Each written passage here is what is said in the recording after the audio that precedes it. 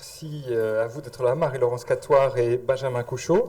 Merci à vous d'être venus pour ce week-end Almora Yoga et Méditation. Donc c'est la deuxième conférence et on est très heureux de vous accueillir ici pour la méditation surtout.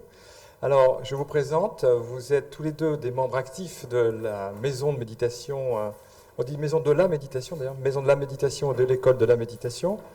Alors, l'école de la méditation est une association fondée par Fabrice Midal il y a quelques années, qui a pour but de transmettre dans un cadre laïque la méditation qu'on dit de pleine présence, mindfulness en anglais. Et avant, l'école louait une salle dans le 14e pour y présenter la méditation et des conférences aussi. Et depuis peu, eh bien, vous vous êtes rapproché d'Almora, voilà. C'est l'endroit où il faut être, dans le 20e à Paris. Donc, l'école de la méditation est venue rue de la Chine, dans le 20e, juste à côté. Donc, on est voisins maintenant. Et là, vous avez vraiment ouvert une maison de la méditation. C'était un lieu pour vous, dans lequel vous pouvez décliner toutes vos activités, toutes vos conférences et voilà, tout ce qui a trait à cette méditation.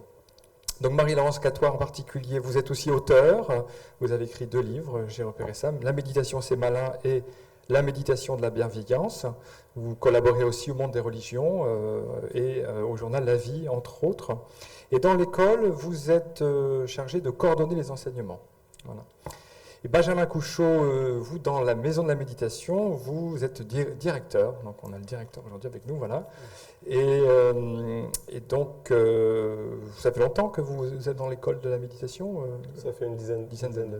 D'accord. Très bien. Donc, vous allez nous présenter donc, l'école de la méditation et la maison de la méditation, ce qu'elle fait, ce que vous proposez, dans le quartier, donc juste à côté.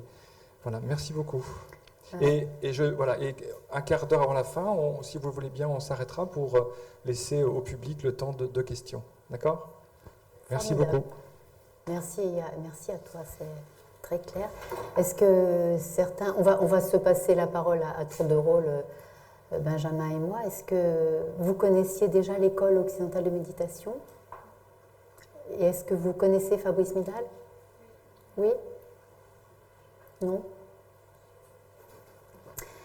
Justement, ce qu'on va faire aujourd'hui, peut-être ce qui serait intéressant, c'est de montrer la singularité peut-être de la méditation telle qu'elle est transmise dans cette école laïque qui a été fondée par Fabrice Midal en 2006. Donc c'est une association loi 1901 où nous sommes tous bénévoles. Fabrice le premier, il y enseigne bénévolement. Benjamin et moi, en plus des missions qu'a présentées José, nous sommes aussi enseignants de méditation dans cette école depuis plusieurs années. Et on a à cœur de présenter, et je pourrais même dire de sauvegarder, une méditation qui soit humaniste, spirituelle, existentielle. Donc c'est quand même un grand projet, c'est ambitieux, c'est pas toujours facile parce que la méditation est devenue très très à la mode et on parle maintenant du business de la méditation, du marché de la méditation. Mais on n'est pas dans cette logique-là avec Fabrice Midal. On travaille vraiment à promouvoir, on peut dire, à mettre en valeur, à présenter une méditation qui garde ces 3 dimensions-là. La dimension humaine, la dimension spirituelle et la dimension qui concerne notre existence au plus profond. Donc on va essayer de vous montrer ça aujourd'hui. Et puis à la fin, avant les questions, Benjamin nous expliquera en détail tout ce qui va se passer à la maison, tout ce qui se passe déjà à la maison de la méditation et ce qui va s'y passer.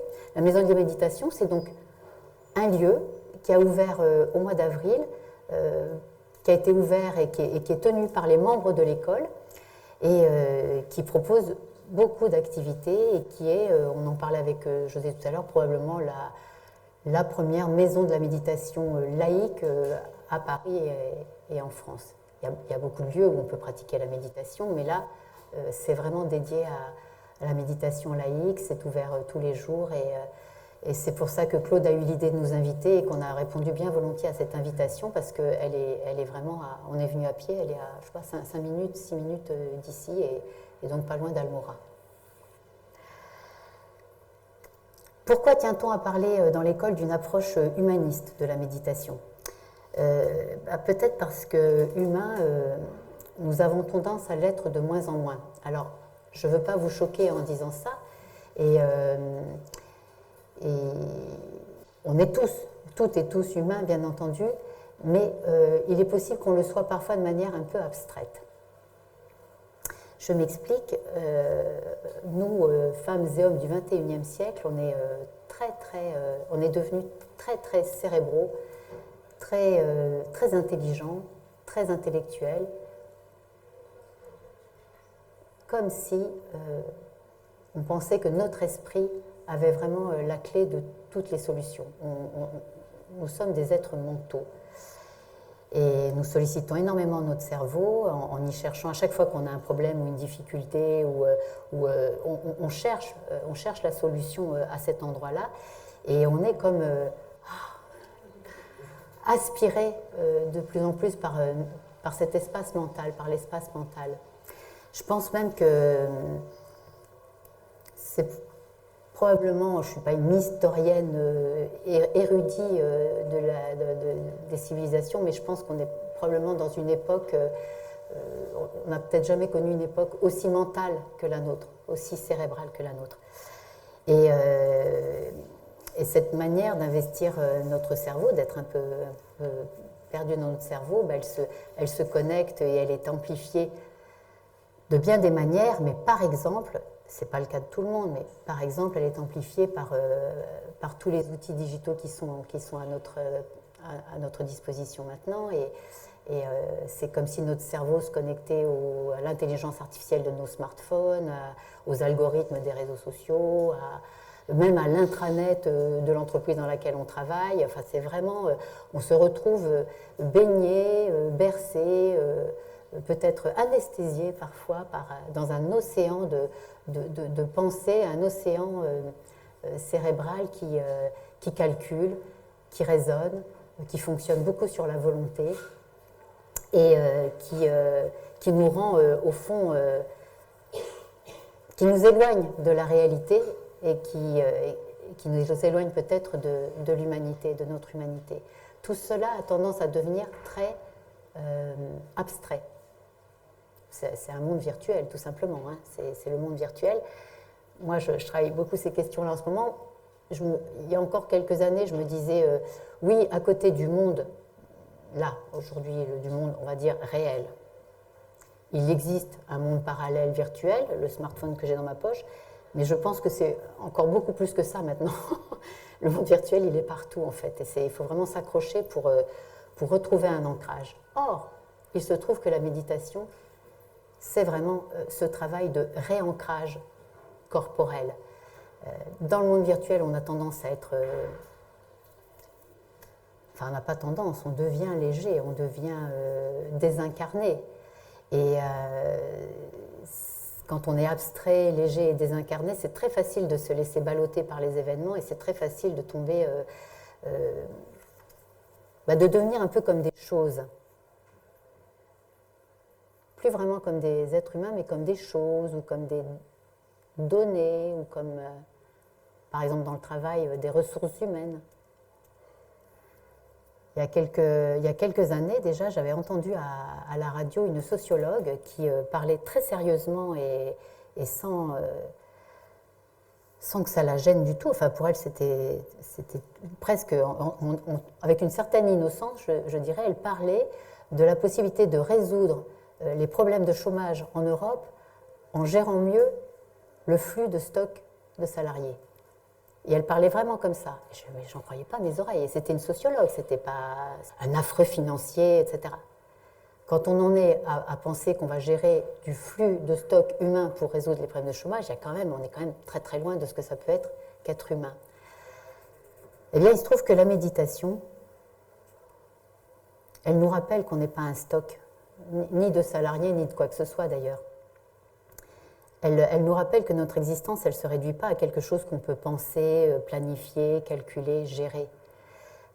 Elle nous apprend à nous incarner, à retrouver une habitation corporelle. S'incarner, c'est quoi ? C'est sortir de sa tête, cet espace un peu nébuleux qu'on situe en gros entre nos deux oreilles, sortir de sa tête pour revenir au corps. Et comme le disait si joliment le peintre Georges Braque, la tête libre, être présent. Donc on cherche vraiment à retrouver une présence. Et la présence, elle passe vraiment par le corps. La présence, elle est corporelle. C'est pour ça qu'on parle de pleine présence, de méditation, de pleine présence, de présence attentive. Et encore, plus précisément, la méditation, en fait, elle réunit ce qui n'aurait jamais dû être séparé, corps, esprit. Parce qu'en fait, c'est très très bien de penser. Il n'y a aucun problème avec ça. C'est magnifique de penser. Mais à condition de le faire à partir d'un socle solide, à partir d'un sol. Et la méditation, elle nous rend ce sol, elle nous rend cet ancrage, elle nous rend notre place sur cette terre. De façon très pragmatique, hein, nous asseyons en silence, dans une belle immobilité, et là, nous nous rappelons que nous existons, nous nous rappelons que nous vivons, nous nous rappelons que c'est très vivant, en fait, toute cette histoire-là. Que notre intelligence, elle n'est pas coincée entre nos deux oreilles, justement, mais qu'elle parcourt tout notre corps. Que nous ne sommes pas qu'une tête, mais que tout parle, tout respire, tout bouge, les battements de notre cœur, le souffle, la finesse et la profondeur des perceptions sensorielles. On retrouve les perceptions sensorielles. On retrouve, en habitant notre corps, on retrouve une intelligence qui est faite d'attention. C'est l'attention, c'est vraiment la pleine attention. Et c'est beau, attention, parce que c'est à la fois cette ouverture, cette manière d'être alerte de nouveau, d'être sensoriel de nouveau, et puis c'est aussi l'attention qu'on porte à ce qui se passe autour de nous. C'est pour ça qu'on médite les yeux ouverts. C'est pas du tout un geste introspectif ou de repli sur soi, c'est vraiment un geste d'ouverture. Plus on est présent, donc je reprends, on s'assoit, on retrouve une habitation corporelle possible, on retrouve une présence, et plus on est présent, plus on est à même d'entrer en relation. Entrer en relation déjà avec ce qu'on rencontre, entrer en relation avec les autres, entrer en relation avec la vie qui est devant nous, avec le monde. Et la méditation est vraiment une pratique relationnelle, et pas du tout une pratique introspective. Et ça, on peut avoir tendance à l'oublier. C'est vraiment tout simplement une manière de retrouver un côté très concret, très charnel à l'existence, et à partir de là, pouvoir entrer en relation, pouvoir changer notre rapport à ce qu'on rencontre, pouvoir être... Oui, réellement en relation, c'est-à-dire au lieu d'être dans notre tête à penser ce qu'on va dire, ou quand un ami nous parle, à déjà penser à un ami ou une amie déjà penser à ce qu'on va lui répondre, ou un enfant déjà imaginer d'avance ce qu'il va falloir lui donner comme ordre ou comme conseil, etc. Non, déjà, on entre en relation avec ce qui se passe, on écoute pour de bon, on accueille pour de bon. Et c'est ça, être humain. C'est ça, être humain, c'est être disponible, c'est accueillir, c'est être à l'écoute d'un ami inquiet ou d'un enfant qui rentre de l'école ou du collège, être à l'écoute d'un parent malade ou en souffrance, ou un collègue de travail, ou une collègue de travail qui est en souffrance, ou à l'écoute de la joie aussi. On croit que c'est plus facile d'être présent au moment joyeux, aux instants joyeux qu'aux instants difficiles, mais ce n'est pas si évident. Parfois, on passe complètement à côté de cadeaux qui nous sont faits aussi. Et la méditation nous aide vraiment à être présent, à entrer en relation avec tout ça, et ça change tout. Ça change tout parce que c'est vraiment une forme de résistance non violente à cette manière qu'a le monde aujourd'hui de vouloir tout gérer, tout rationaliser. Ça, c'est vraiment la résistance humaine, hein, à cette gestion inhumaine. comme disait encore Fabrice Midal ce matin, c'est très bien de vouloir gérer son compte en banque ou gérer ses affaires. Hein. On n'a rien contre la gestion, mais vouloir gérer du stock humain pour régler quelques problèmes que ce soit, ou vouloir gérer ses enfants, ou vouloir gérer ses émotions, il y a quand même un glissement dans le langage qui devrait nous interpeller. Et la méditation est justement ce puissant antidote à vouloir tout gérer. Plutôt que de gérer, elle nous propose vraiment de nous mettre à l'écoute du rythme, à l'écoute de notre rythme, à l'écoute du rythme du monde. Et ça, c'est assez formidable parce que un être humain qui se met à l'écoute du rythme, au lieu de sans arrêt dépasser ses limites, et on sait où ça peut mener de dépasser ses limites sans être à l'écoute du rythme, c'est un être humain qui va développer de la bonté, qui va développer de l'égard, qui va développer de la délicatesse envers le monde et envers les autres. Et voilà ce que peut nous offrir la méditation. Déjà, c'est l'art d'être humain. Voilà, pour parler un petit peu de la dimension, pour déployer la dimension humaine, humaniste. Et Benjamin, tu vas poursuivre, je crois. Mais avec grand plaisir. Merci Marie-Laurence. Et bonjour à tous. Alors moi, je vais poursuivre en essayant de vous parler un peu de la dimension spirituelle de la méditation et de la manière dont on la pense, dont on l'aborde dans l'école. Et pourquoi c'est pour nous important d'essayer de préserver aussi cette dimension-là.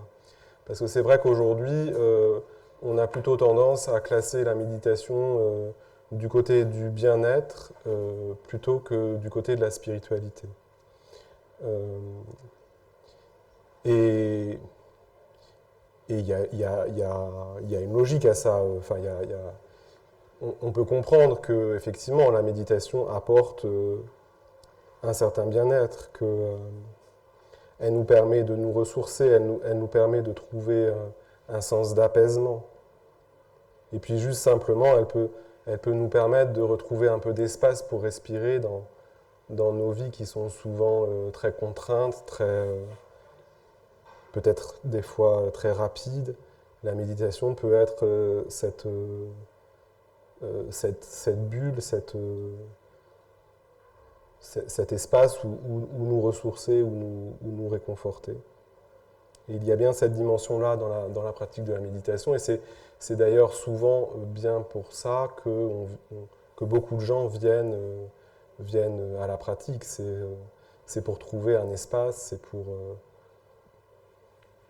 pour soulager un peu une vie qui est parfois trop difficile, trop contrainte, avec beaucoup de stress. Et on cherche cet espace-là. Donc, vouloir pratiquer la méditation pour trouver un sens de bien-être, voilà, c'est pas mauvais en soi, mais simplement, si on en restait que là, ce serait restreindre en fait beaucoup trop ce que la méditation peut en réalité nous apporter. Elle peut faire beaucoup plus en fait que juste nous cajoler, nous consoler quand on a un chagrin. C'est vraiment un chemin de vie.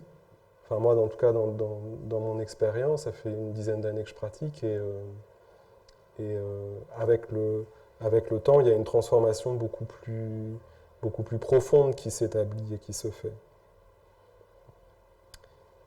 Et c'est pour nous très important dans l'école de donner la possibilité aux personnes à qui ça parle, qui ont envie de faire ce chemin-là en profondeur, de pouvoir le faire.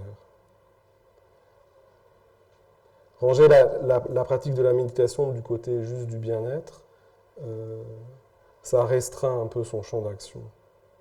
On la cantonne à ce rôle de nous aider à nous sentir un peu mieux, mais au fond, ça empêche un peu de lui permettre d'opérer le grand retournement qu'elle peut opérer. Et c'est un peu de ce retournement dont je voudrais parler, qui est ce retournement spirituel. Spirituel, c'est un mot qui peut faire un peu peur. Tout de suite, on se dit spirituel, c'est pas pour moi. C'est un peu intimidant. Mais en fait, au fond, c'est très simple. La manière dont on rencontre la dimension spirituelle dans la pratique de la méditation, c'est juste qu'on rencontre quelque chose de plus vaste que nous. Dans la pratique, on s'assoit, on ne fait rien, et comme l'a dit Marie-Laurence, on reste juste là à accueillir tout ce qui survient. On accueille aussi bien les pensées qui nous traversent, qu'on accueille nos émotions, on accueille aussi notre souffle, mais aussi tous les bruits qui sont autour de nous, les sensations corporelles. On accueille le fait d'avoir chaud, le fait d'avoir froid, le fait de s'ennuyer, de s'inquiéter, de s'irriter parce que la séance de méditation est trop longue. Et c'est tout ça qu'on accueille dans la pratique.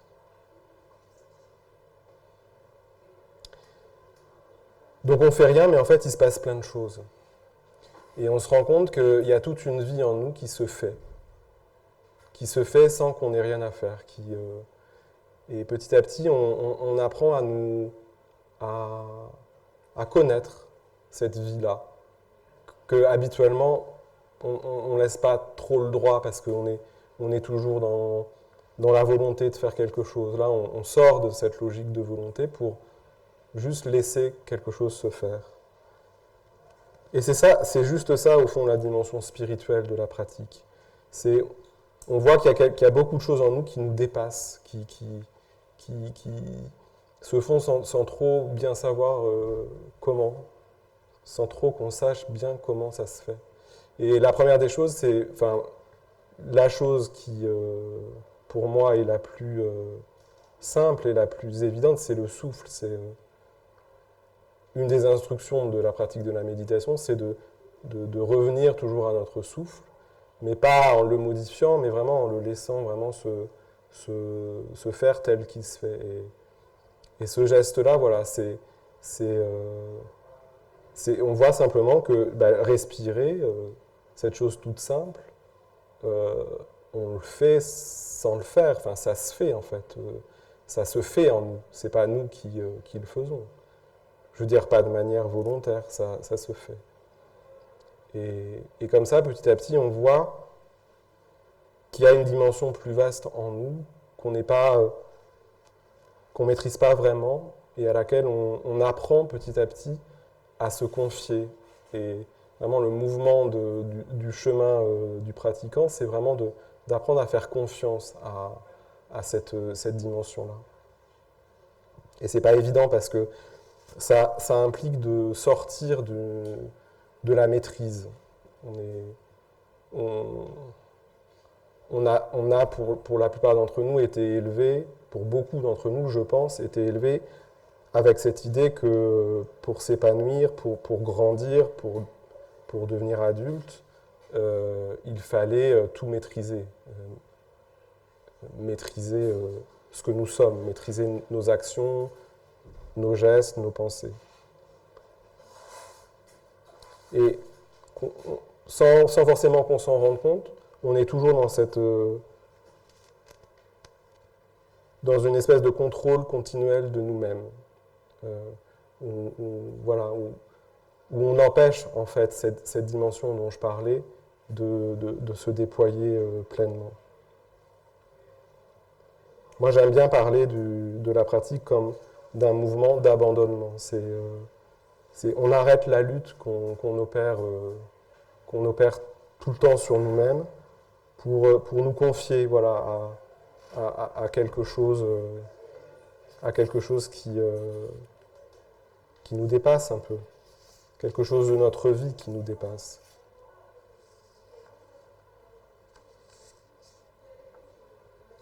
Et ça, c'est pas un mouvement facile. Ça peut pas être du côté du bien-être parce que si on reste juste dans la perspective du bien-être, on ne peut pas faire ce mouvement-là parce que ce mouvement implique de se confronter à quelque chose qui n'est pas évident et qui est le fait aussi de prendre un risque. Le risque de cet inconnu, parce que ce qu'on ne maîtrise pas, on ne sait pas ce qui va se passer. Dans chaque session de pratique, on ne sait pas ce qui va se passer. On peut commencer une pratique en se disant ah, j'aimerais bien vivre une expérience complètement extatique et formidable. Et puis en fait, ce qu'on va rencontrer, c'est qu'on a mal au dos et qu'on s'ennuie et qu'on a envie d'être ailleurs. Et le mouvement de la pratique, c'est de dire ben non, tu ne cherches pas à rencontrer, à forcer un état qui n'est pas là, mais vas-y, va rencontrer ces difficultés-là et prends le risque de t'ouvrir à ça. Et c'est pas un mouvement facile, c'est un mouvement qui peut prendre du temps, qui n'est... Je pense que voilà, c'est une pratique qui s'installe aussi sur le long terme, et puis c'est un mouvement qui est tout le temps à refaire, qui n'est jamais gagné d'avance. Mais moi, de l'expérience que j'en ai, c'est vraiment ce mouvement d'entrer en rapport à nos difficultés, à ce qui est douloureux dans notre vie. C'est vraiment ça, le soulagement profond. Parce que tout d'un coup, on a un rapport réel à notre vie. C'est plus rêvé. C'est un peu ambitieux de dire ça, mais entrer dans la dimension spirituelle de la méditation, c'est ne plus rêver, en fait. Et entrer dans le concret de notre existence. C'est pas facile, mais en même temps, si on peut le faire, c'est que il y a quelque chose dans la pratique où dès le départ, on voit, on sent, si on est guidé, que dans cette dimension plus vaste, qui peut nous faire peur, il y a au fond quelque chose de bon, il y a quelque chose de profondément bon pour nous. Et au fond, faire ce saut-là peut être impressionnant, mais en fait, quand on l'a fait, on voit à quel point c'est simple, en fait, parce que il y a vraiment quelque chose en nous qui nous veut du bien, et la seule chose qu'on a à faire, c'est au fond de nous ouvrir à cette dimension-là, de nous laisser transformer par cette dimension-là, de la laisser se déployer en nous. Alors voilà, il y a un côté, ça fait un peu peur, mais il y a un côté où voilà, on peut faire confiance à cette bonté naturelle, au fond, qui est en nous.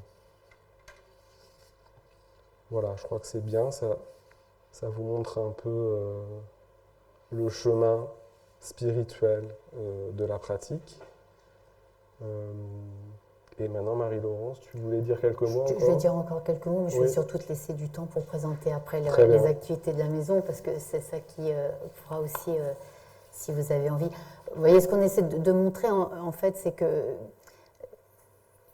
c'est peut-être pas par la gestion ou par la recherche de bien-être qu'on va transformer nos existences ou qu'on va trouver un réel accomplissement. Et c'est important de le dire. Et il se trouve que justement la méditation, si elle n'est pas réduite à un outil de développement personnel ou à un outil de plus pour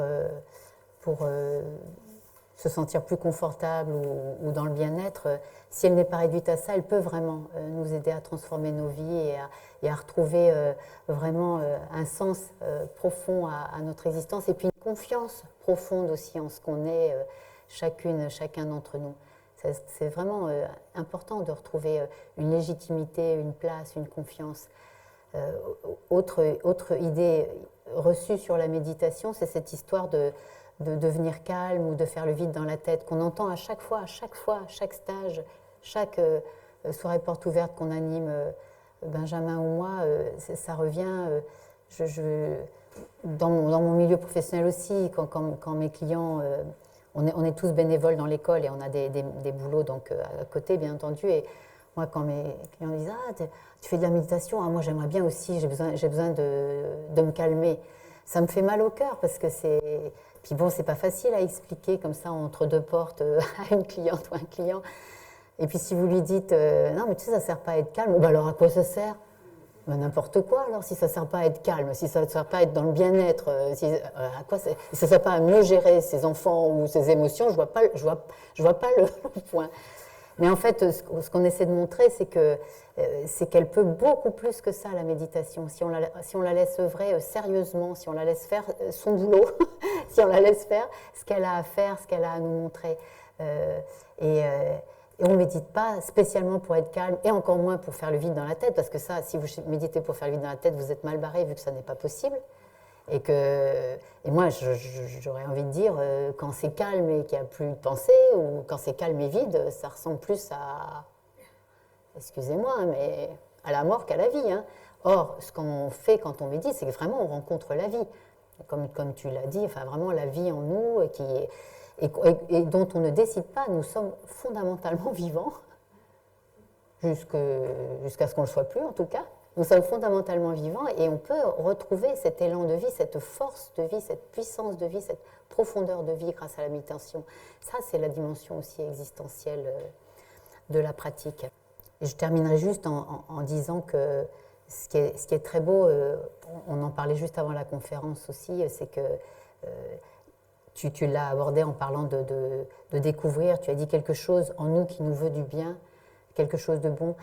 Et ça, c'est magnifique de découvrir que la méditation, aussi exigeante ou abrupte, ou peut-être radicale qu'elle puisse être, parfois, elle est un geste de profonde tendresse. Elle est vraiment un geste de profonde bienveillance pour nous et pour le monde.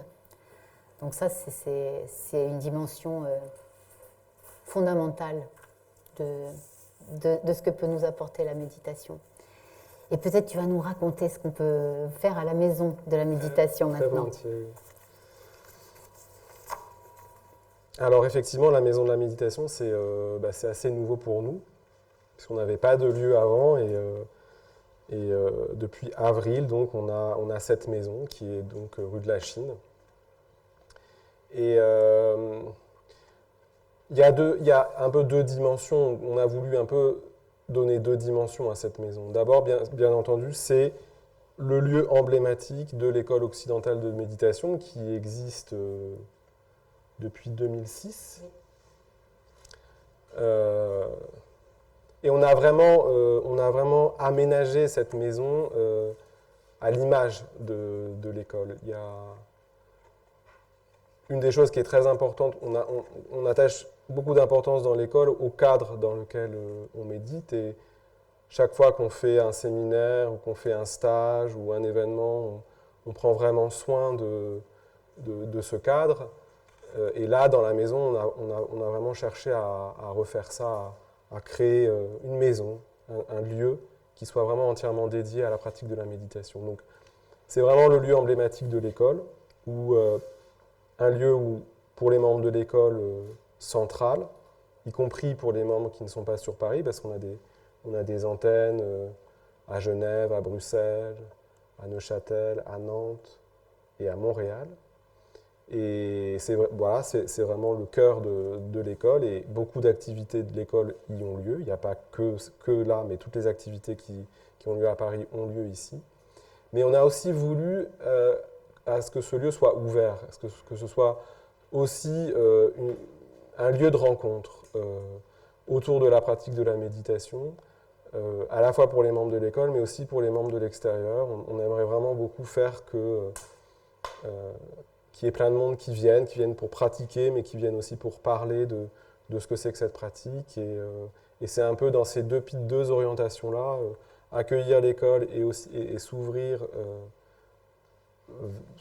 voilà, à un public plus large, qu'on a pensé le programme de la maison. Donc parmi les événements qui sont très ouverts, qui ne sont pas réservés aux membres de l'école, il y a les soirées du mercredi. Les soirées du mercredi, on les a appelées « Méditer en toute liberté ». Et je crois que le titre dit bien voilà, de ce dont il s'agit, c'est vraiment donner la possibilité à tout le monde de venir découvrir la pratique de la méditation très librement, sans engagement, tous les mercredis. Et tous les mercredis, on représente la pratique à chaque fois d'une façon neuve, à chaque fois avec un angle d'approche différent. Voilà, ces soirées sont souvent animées par Fabrice Midal, mais aussi par les intervenants de l'école, comme Marie-Laurence ou moi-même. Et donc ça, c'est tous les mercredis soirs à 19h30. Et il faut s'inscrire, par contre. Ça, pour ces soirées-là, il faut s'inscrire. Ensuite, et une chose qu'on met en place progressivement, c'est d'accueillir des invités extérieurs, enfin, plus ou moins extérieurs à l'école d'ailleurs, mais en tout cas de faire des soirées où on va explorer une dimension plus particulière, un thème particulier autour de la pratique, mais de manière très vaste. Donc pour vous donner quelques exemples, parmi les invités, on va dire, qui sont proches de l'école ou qui pratiquent dans l'école, cette année, il y a par exemple Catherine Périssol qui va venir au mois d'octobre, qui a sorti un livre sur les émotions, qui travaille beaucoup autour de la logique émotionnelle. Donc voilà, elle ne va pas nous parler directement de méditation, mais à travers son travail, elle est psychothérapeute, et à travers son travail, voilà, elle va donner un éclairage comme ça de la pratique. On va avoir aussi une autre membre de l'école, Anne de Cailleux, qui va venir nous parler du lien entre méditation et médiation, en un sens juridique. Donc, vous voyez, c'est des pistes d'exploration comme ça très vastes. Et puis, il y a aussi Jean-Luc Giribonne, qui est un spécialiste de l'école de Palo Alto, qui va venir donner 3 conférences. Donc ça, c'est pour les gens qui sont un peu proches de l'école. Mais on va aussi, on a beaucoup très heureux d'accueillir Dzogchen Ponlop Rinpoche, qui va venir nous parler le 11 novembre, qui est un grand maître tibétain qui a beaucoup étudié avec les grands maîtres de la tradition et qui est parti enseigner aux États-Unis. Donc avait vraiment fait ce mouvement d'entrer dans le monde occidental pour le comprendre et pour voir comment transmettre le bouddhisme et la méditation. Et lui aussi a travaillé sur les émotions. Et il viendra nous parler des émotions. Son dernier livre, c'est Plan de sauvetage émotionnel. Et puis plus tard, en janvier, on est très heureux aussi d'accueillir Satish Kumar, qui est un personnage indien. C'est un pacifiste, un écologiste, un humaniste.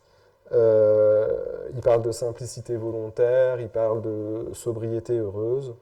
Et voilà, il va venir nous parler de tout ça à la maison. Donc voilà, on essaye comme ça de faire venir des gens de divers horizons, pas forcément autour de la méditation, mais qui vont enrichir en fait notre compréhension de la pratique. Et ces soirées seront gratuites et ouvertes à tous.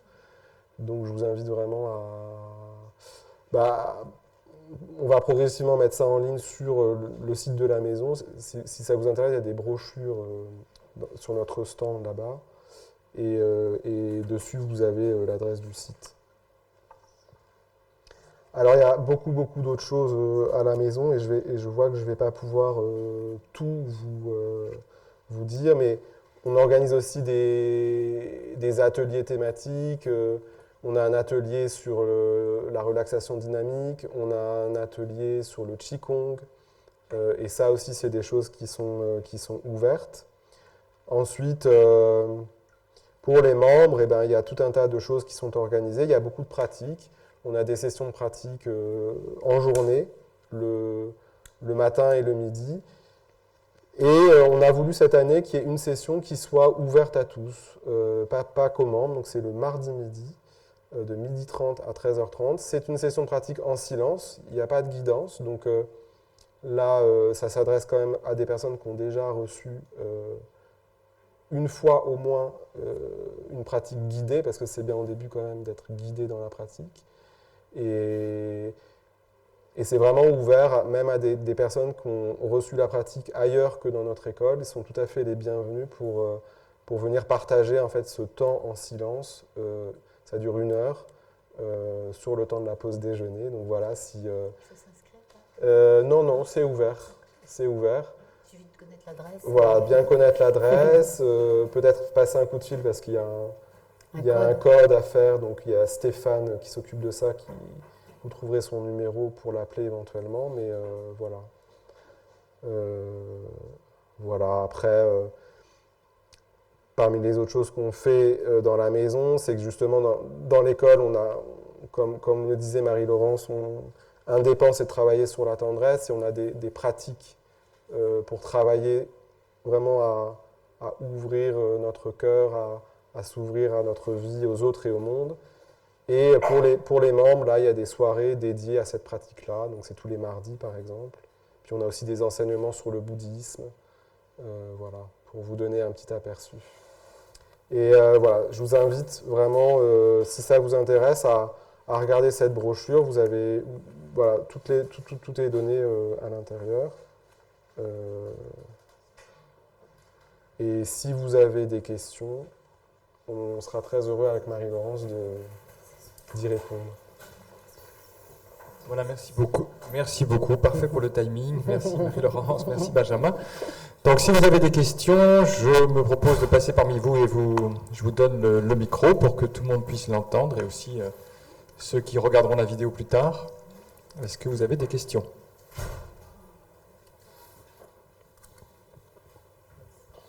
Sur la méditation, sur l'école de la méditation.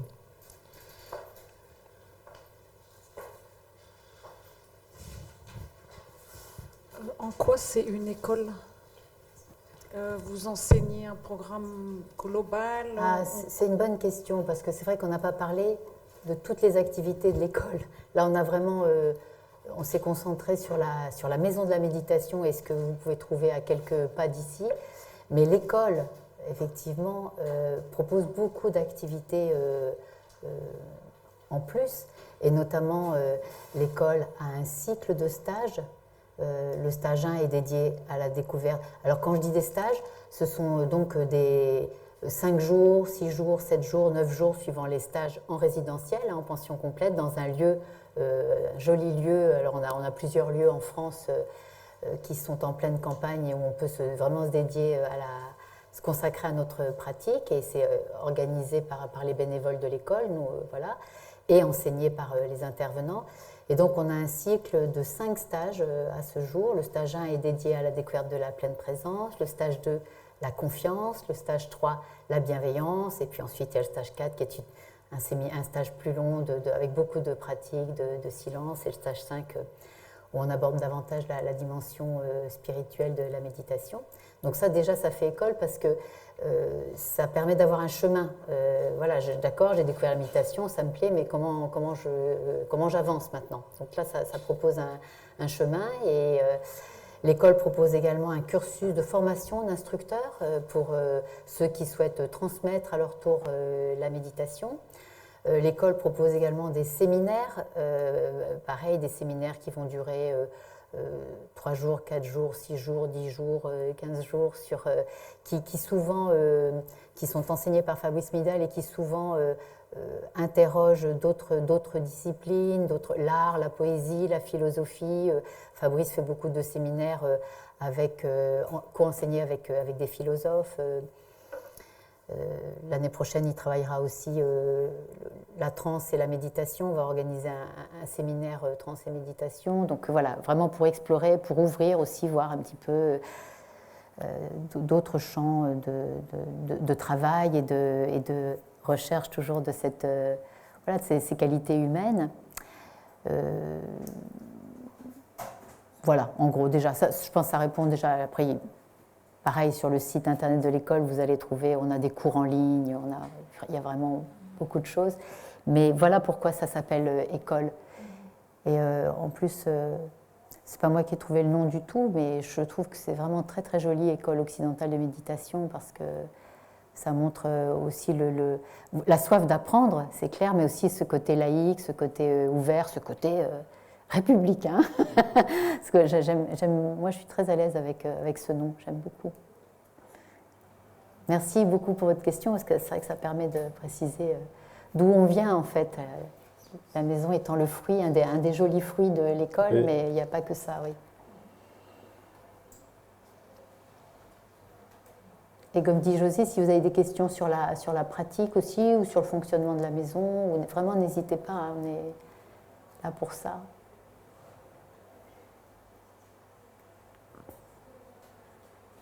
Ah, d'ailleurs, vous avez pris le programme des stages. Claude nous a gentiment proposé un stand là, que vous avez peut-être vu ou pas encore là, à l'extérieur, où il y a des instructeurs justement qui vous reçoivent, ou des bénévoles de l'école. Et vous trouverez d'abord toutes les informations que vous voulez, et puis les brochures, les programmes de stage notamment. Et demain, Fabrice viendra faire une conférence ici même aussi. À quelle heure 15h. 15h, oui. Voilà, si vous voulez faire connaissance, pour celles et ceux qui ne le connaissent pas encore, avec Fabrice Midal, c'est demain 15h. J'ai une question. Ah, je vous donne le micro. Oui, je peux parler fort, vous m'entendez Moi, oui, mais je ne sais pas, peut-être chaque. Si vous m'entendez, c'est enregistré. Ah, d'accord, ok. Moi, la question que j'avais à vous poser est une question très pratique, c'est sur le temps de méditation. Oui. Est-ce que pour les gens qui débutent, il y a un temps minimum à respecter, et est-ce qu'on s'adapte aux personnes selon un peu leur capacité, on va dire, à rester en assise, ce qui n'est pas toujours évident? Vous pratiquez déjà vous-même? Vous méditez déjà? Oui. Vous avez la réponse alors peut-être, non? Vous connaissez la réponse? Mais je préfère avoir la réponse. Tu veux répondre? Je veux bien, si oui. Tu peux. Bah, effectivement, on ne peut pas donner de réponse globale, ça dépend un peu de vos possibilités, ne serait-ce que d'emploi du temps, ça dépend aussi de l'aspiration que vous avez.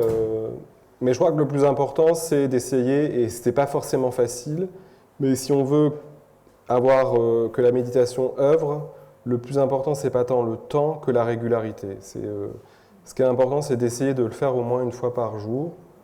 Et je dirais qu'il vaut mieux le faire qu'une fois par jour 10 minutes, qui serait peut-être un peu le temps minimum, que 3 quarts d'heure, mais toutes les 3 semaines.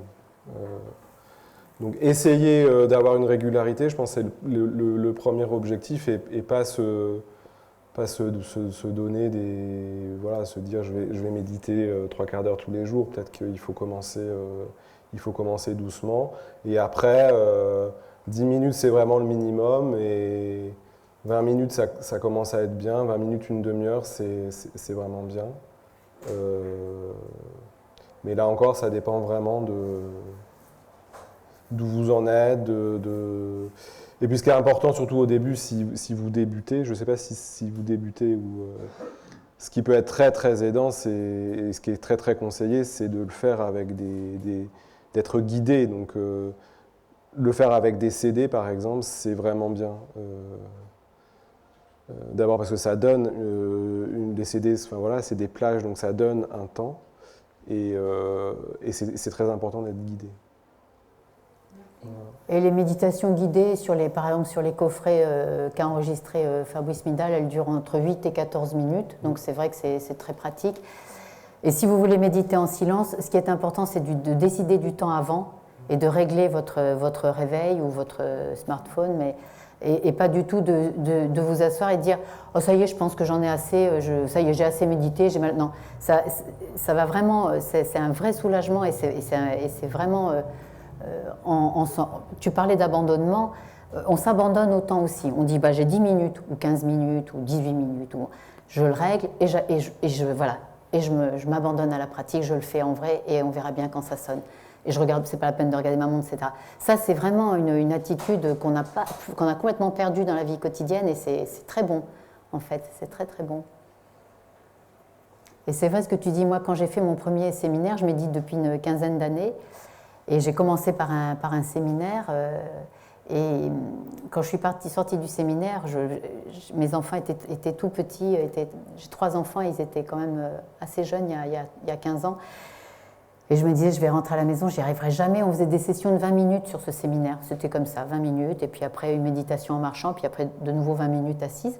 Donc c'était des sessions relativement courtes, mais moi je ne voyais pas du tout. Et quelqu'un m'a dit, mais médite 5 minutes par jour déjà, ce sera bien. Et ça m'a tellement soulagée, ça m'a permis de le faire. Si j'étais partie avec l'objectif de 20 minutes, j'étais découragée d'avance. Et en fait, je me suis assise 5 minutes, puis j'ai rapidement vu que 5 minutes, c'était absolument pas assez. Enfin, mais voilà, et peut-être je pratiquais, je me souviens plus si je pratiquais 10 minutes ou 15 minutes. Mais en tout cas, c'est en ayant cette autorisation à faire des séances courtes, mais tous les jours, que j'ai pu m'y mettre. Donc c'est important de, ce que dit Benjamin, la régularité plutôt que la performance tout de suite, des longues sessions bien difficiles. C'est pas du tout l'idée. Ça, c'est les petites choses pratiques importantes, ouais. Et les enseignements viennent de qui ? Alors ça, c'est une question vaste. Déjà, je vous ai parlé des séminaires hein, où il y a donc aussi bien des philosophes ou d'autres personnes, d'autres disciplines, des thérapeutes. Donc là, ça va varier, chacun à sa lignée. Fabrice est quelqu'un... Vous avez lu un peu ses livres ou pas ? Il a écrit combien ? 30 livres, 35 livres ? Je ne sais plus à combien il en est. Comme ça, oui. Hein, donc, vous regarderez sa bibliographie, c'est costaud. Notamment, Quel bouddhisme pour l'Occident ? Je pense à celui-ci, mais qu'il a écrit dès 2004, hein, je crois. Il a écrit beaucoup de livres sur la méditation, sur la poésie, sur l'art, sur l'art moderne. Il a appris le bouddhisme, il a appris la méditation dans une lignée bouddhiste qui était déjà laïque à l'époque, mais clairement dans la tradition bouddhiste, tibétaine. Voilà. Et dans quelques jours va sortir il a écrit beaucoup de livres, Fabrice, mais là il a écrit un roman graphique, une BD, qui va sortir et qui raconte sa vie. Et vous aurez des réponses, c'est passionnant. Moi, je l'ai fini hier, c'est vraiment passionnant. Justement, les maîtres qu'il a rencontrés, les personnes qui lui ont transmis la méditation pour la première fois, il y a tout son parcours. Et comme c'est sous forme de bande dessinée, c'est très humain, très tendre.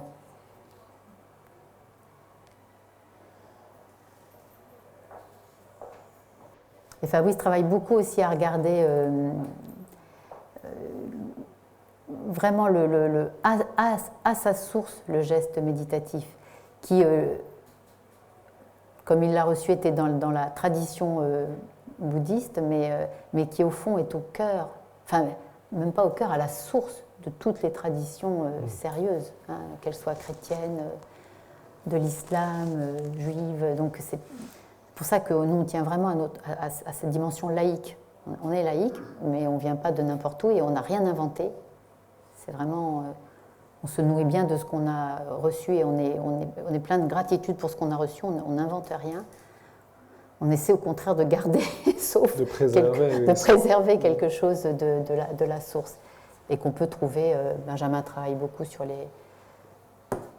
le pur amour et l'oraison et la dimension vraiment de tendresse au cœur du christianisme. Donc, mais toujours en faisant attention